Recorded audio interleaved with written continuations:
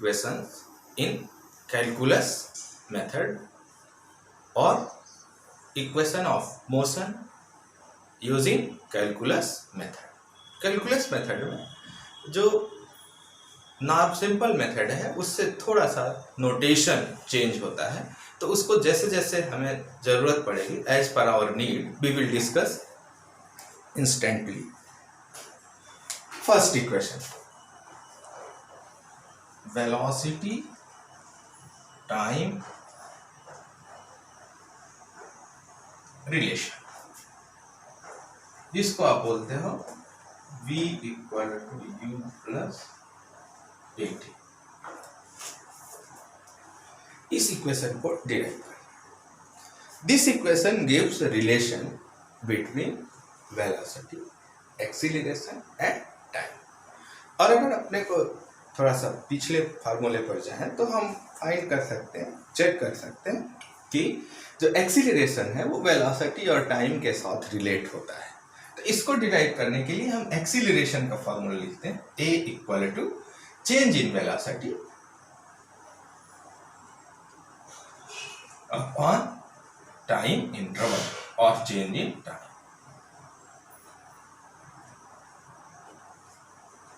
इस change in velocity upon change in time को अगर हम सिंपली लिखें, इसको लिख सकते हैं delta b by delta t. ये हुआ नॉर्मल चेंज. लेकिन चूंकि हमें कैलकुलस मेथड यूज करना है तो कैलकुलस में हम इस चेंज को लिखते हैं a equal to d b by d t, where dB is the change in velocity of the particle in small time dt. और इसको जब आपने ये राइट किया तो ये हो जाएगा a equal to d b by d t, cross multiply करो तो now d b equal to a d t. ऐसा इक्वेशन मिला. ये हुआ इक्वेशन. अब इंटीग्रेटिंग इक्वेशन 1 वी है, इसको इंटीग्रेट करो. इंटीग्रेट करने के लिए अब ये नया टर्म है इंटीग्रेशन. सिंपली ये समझो आप कि इंटीग्रेशन का मतलब होता है कि आइडेंटिकल टर्म्स को ऐड करना. जैसे आप ब्रेड का पैकेट खरीदने जाते हो तो उसमें कई स्लाइसेज होती हैं और एक स्लाइस उसके ऊपर दूसरी, उसके ऊपर तीसरी. तो इस मेथड से हम उसको रखते जाते हैं, एक पैकेट, एक ब्रिक तैयार हो जाता है. इसी को बोलते हैं इंटीग्रेशन. आइडेंटिकल्स होती हैं और एक दूसरे के साथ ऐड होती जाती हैं. यही काम इंटीग्रेशन में होता है. हमारे समझने के लिए, लेकिन मैथमेटिकली जो टर्म यूज करते हैं हम वो बोलते हैं इंटीग्रेशन. और इंटीग्रेशन के लिए एक ये सिंबल यूज होता है. अभी मैं यहाँ लिखा हूँ इंटीग्रेटिंग इक्वेशन 1 वी है. तो इक्वेशन 1 को जब इंटीग्रेट करेंगे तो ये इक्वेशन 1 मॉडिफाई होगा d b equal to a integration d t. अब इसके लिए लिमिट चाहिए. लिमिट विद इन लिमिट, कहाँ से कहाँ तक. जैसे स्लाइस का पैकेट तो पहला और फिर आखिरी हमने रखा कि 1 से 10 तक फिल करना है. तो 1 से 10 फिल करना है तो लोअर लिमिट हो गई 1 और अपर लिमिट हो गई 10. ऐसे ही यहाँ अब देखो ये जो पहला टर्म है ये रिप्रेजेंट कर रहा है चेंज इन वेलोसिटी. ये बता रहा है dB means change in velocity और ये dt रिप्रेजेंट कर रहा है. तो dt का मतलब होता है चेंज इन टाइम. मतलब जो हमारा ऑब्जर्वेशन का टाइम है वो क्या है. तो अब अगर हम ग्राफ में जाएं तो वहां हमने कंसीडर किया था कि t इक्वल टू 0 पर इनिशियल वेलोसिटी u है, t इक्वल टू t पर फाइनल वेलोसिटी v है. पिछले वीडियो में आपने देखा था. तो ऐसा ही कुछ कॉन्सेप्ट यहाँ यूज करें तो पाएंगे कि dv means change in velocity. तो velocity of the particle changes from initial to final. If initial velocity is u and final velocity is v, then change in dv will be u to v equal to a dt acceleration. तो a से a ये constant term हो गया time के respect में, क्योंकि uniform acceleration है, तो dt टाइम के साथ इसमें कोई चेंज नहीं हो रहा है, ये कांस्टेंट हो गया इसलिए बाहर ले लिया। अब time varies from t equal to 0 to t equal to t। इसको बोलते हैं सिंबल ऑफ इंटीग्रेशन। जो इस सिंबल के नीचे लिखा हुआ होता है उसे बोलते हैं लोअर लिमिट, जो इस सिंबल के ऊपर होता है उसे बोलते हैं अपर लिमिट। और इस तरह का जो इंटीग्रेशन होता है उसको बोलते हैं डेफिनेट इंटीग्रल। जिसमें ये लिमिट्स नहीं दी होती उनको बोलते हैं इनडेफिनेट इंटीग्रल। लेकिन इन जनरल जो फिजिक्स का पोर्शन है उसमें आपको डेफिनेट इंटीग्रल ही पढ़ना है। तो अगर हम डेफिनेट इंटीग्रल करें तो अब ये फार्मूला होता है, ये इक्वेशन बन गया इक्वेशन 2। अब थोड़ा सा देखो कि हम इस फार्मूले को यूज कर सकते हैं। अब अगर फार्मूले को हम समझें तो अपने को अभी फिलहाल एक और केवल एक फार्मूला यूज करना है, वो है x to the power n dx integration equal to x to the power n plus 1 upon n plus 1 plus c। ये बेसिक फार्मूला है x to the power n, और एक शर्त है n नॉट इक्वल टू -1। मतलब ये सभी case को फॉलो करेगा except x to the power -1। अब अगर इस फार्मूले को हम देखें तो ये हमारा x, जैसे यहाँ x है वैसे यहाँ वो जैसे dx है वैसे यहाँ dv है। x टू द पावर है dx इक्वल टू जो पावर होगी यहाँ x की उसमें एक प्लस हो जाएगी, उतने से ही डिवाइड कर देंगे, plus constant term. Constant term इसलिए आया क्योंकि ये जनरल फार्मूला है और यहाँ हमें कोई लिमिट नहीं दी गई है, मतलब इनडेफिनेट इंटीग्रल है, इसलिए ये कांस्टेंट टर्म भी यहाँ आ गया। अब अगर यहाँ अपने पास क्या है कि कांस्टेंट टर्म नहीं आएगा क्योंकि ये डेफिनेट इंटीग्रल है, लिमिट्स गिवन है। तो इस फार्मूले को रिमेंबर करें, लर्न करें और इसी फार्मूले को यहाँ यूज करें। अब इस इक्वेशन 2 को हम इस फार्मूले के टर्म में ले आते हैं, तो क्या कर सकते हैं u to v to the power 0 dv। अब यहाँ dv के साथ कोई मल्टीप्लायर नहीं है, मतलब 1 है। 1 को हम लिख सकते हैं v to the power 0 equal to a।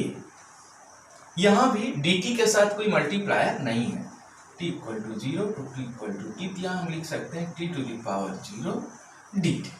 इससे आपके इस इक्वेशन 2 की वैल्यू पर कोई इफेक्ट नहीं है। अगर ऐसा हो गया तो अब देखो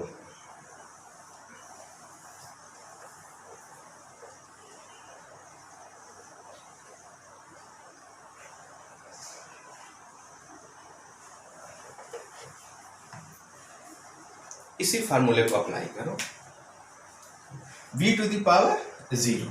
अब इसको लिखते हैं इंटीग्रेशन के बाद। कैसे लिखेंगे तो v to the power 0, v to the power 0 plus 1, जितनी पावर है उसमें एक ऐड करेंगे, upon v to the power upon n plus 1 means 0 plus 1। और अब इसको स्क्वायर ब्रैकेट में लिख देंगे और जो लिमिट होगी उसे स्क्वायर ब्रैकेट के अगले पोर्शन पर बिल्कुल इसी तरह u टू v, ये इसकी प्रोसेस है, मेथड है रिप्रेजेंट करने का। राइट कर दिया, a बाहर है, यहाँ भी t to the power 0 plus 1 upon 0 plus 1 0 to t। अब इसको थोड़ा सा और सिंप्लीफाई करें तो ये हो जाएगा v पावर 1 तो v अपान 1 तो v u to v equal to a t 0 to t। अब लिमिट कैसे पुट करते हैं ये देख लें। तो limit on putting the limit in the above equation we have, तो लिमिट का फार्मूला है कि अपर लिमिट माइनस लोअर लिमिट, जो ये टर्म ब्रैकेट के अंदर है उस टर्म की जगह एक बार अपर लिमिट पुट करते हैं, एक बार लोअर लिमिट। अब अगर ये बी स्क्वायर होता तो यहाँ बी की जगह हम बी पुट करते तो ये बी स्क्वायर बनता। चलो तो ये हो जाएगा अपर लिमिट। अब संयोग से जो अपर लिमिट है वो b है, तो ये हो जाएगा b minus lower limit u equal to a upper limit t minus upper limit minus lower limit, और लोअर लिमिट क्या है 0। तो इस इक्वेशन को अगर हम फिर से अरेंज करें तो जो फर्स्ट इक्वेशन है वो ऑब्टेन हो जाएगा, और उसके लिए आप जरा देखो तो ये हो गया v minus u equal to a t, v equal to u plus a t, which is first equation of motion. ये फर्स्ट इक्वेशन ऑफ मोशन हो गया। सेकेंड इक्वेशन ऑफ मोशन, ये वेलोसिटी, डिस्प्लेसमेंट और टाइम का relation है, तो v equal to d x by d t, ऐसा write किया। अब इसको क्रॉस मल्टीप्लाई किया, d x equal to v d t, but v equal to u plus a t, ये वैल्यू यहाँ पुट करें तो ये it will be equal to u plus a t. Now dx equal to u dt plus a t dt, equation 1। Again integrating equation 1, b है dx equal to u dt plus a t dt, integration. अब देखो यहाँ dx change हो रहा है, मतलब displacement, तो initial हम 0 कंसीडर करें, फाइनल s, तो 0 टू s, गुड। यहाँ जो चेंजिंग आ रही है वो टाइम में आ रही है, तो टाइम 0 टू t, और यहाँ भी जो चेंज है वो dt माने टाइम में है, तो 0 टू t, ये हमारी लिमिट हो गई। अब अगर हम इसको सॉल्व करें तो dx फिर वही x टू द पावर 0, और अब जो भी पावर होगी उसमें एक प्लस होगा, तो ये आ जाएगा x 0 टू s, बिल्कुल जैसा प्रीवियस केस था। यहाँ u t के रेस्पेक्ट में ये बाहर हो जाएगा, और फिर यहाँ बचेगा t 0 to t plus a। अब यहाँ already t to the power 1 है, तो इसमें 1 प्लस होगा तो t power 2 upon 2 t square by 2, a t square by 2 0 to t। इसको थोड़ा और सॉल्व करें,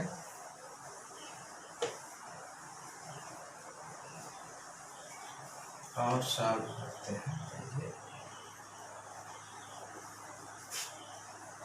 ऐसा कुछ मिल जाएगा आपको, upper limit s minus lower limit 0 equal to u upper limit t minus lower limit 0 plus a t square by 2 upper limit minus 0 square by 2 lower limit, s equal to u t plus half 1/2 बाहर हो गया, ये term 0 हो गया, 1/2 a t square. ये third equation, third equation of motion. Third equation of motion, तो यह है velocity displacement relation, u v a और s का रिलेशन। तो अपने को वेलोसिटी डिस्प्लेसमेंट मतलब हमको चाहिए dv बाई dx, लेकिन dv बाई dx या dv बाई ds अपने पास डायरेक्टली हम रिलेट नहीं कर सकते। तो एक्सीलरेशन लिखें तो a इक्वल टू हो जाएगा dv बाई dt, और इस इक्वेशन में dx dx से मल्टीप्लाई करते हैं तो ये हो जाएगा a equal to dv by dx into dx by dt। इनके जो डिनोमिनेटर्स हैं उनको इंटरचेंज कर दें तो ये dt के पास dx और dx के पास dt ऐसा हो जाए। तो ये जो रिलेशन हमको चाहिए b और x में वो यहाँ मिल जाएगा।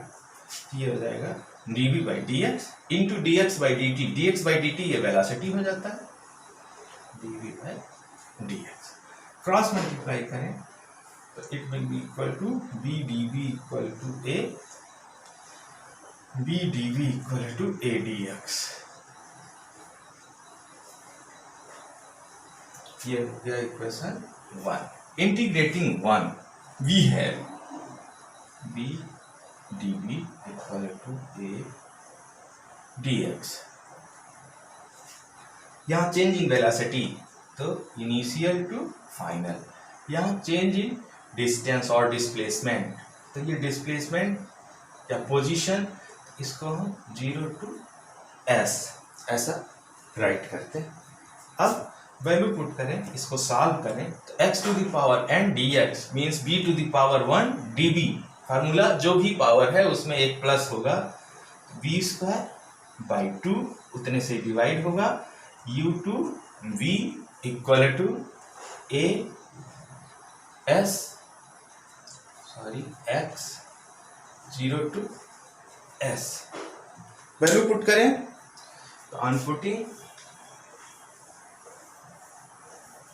the values we have, limit solve करें तो upper limit b square by 2 minus lower limit u है, ये हो जाएगा u square by 2 equal to a upper limit s minus 0, b square minus u square upon 2 equal to as, b square minus u square equal to 2as, b square बराबर u square plus 2as।